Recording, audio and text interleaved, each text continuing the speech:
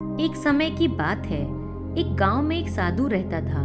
उस साधु की एक खास बात थी कि वो जब भी नाचता था तो गांव में बारिश होने लगती थी। गांव वालों को जब भी बारिश की जरूरत होती तो वो साधु के पास जाकर उससे विनती करते कि दया करके आप नाचना शुरू कर दे। और जैसे ही साधु नाचना शुरू करता वैसे ही गांव में बारिश शुरू हो जाती। कुछ समय बाद शहर में रहने वाले 4 लड़के गांव घूमने आए। जब उन लड़कों को ये बात पता चली कि साधु के नाचने से बारिश होना शुरू हो जाती है तो उन सबको इस बात पर बिल्कुल भी विश्वास नहीं हुआ।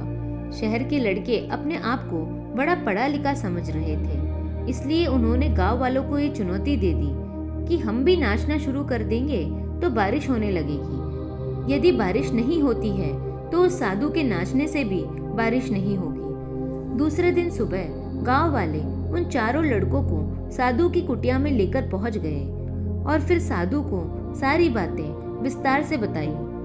फिर उन लड़कों ने नाचना शुरू कर दिया। थोड़ी देर बाद पहला थक कर बैठ गया, लेकिन बारिश नहीं हुई। कुछ समय के बाद सभी लड़के बारी बारी से थकते चले गए और शांत होकर बैठ गए, लेकिन गांव में बारिश बिल्कुल भी नहीं हुई। इसके बाद साधु का नंबर आया। साधु ने नाचना शुरू किया। 1 घंटा बीत गया, लेकिन बारिश नहीं हुई। फिर 2 घंटे बीत गए, लेकिन बारिश नहीं हुई।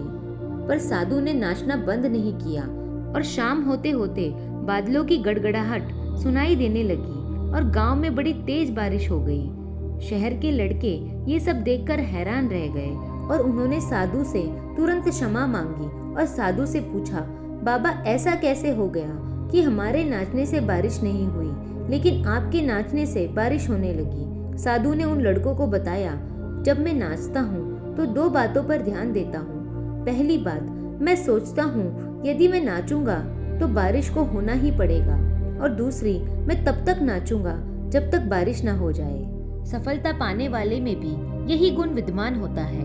वह जिस काम को भी करता है उसमें उन्हें सफल होने का पूरा भरोसा होता है और वे तब तक उस काम को करते हैं जब तक कि उसमें सफल ना हो जाए।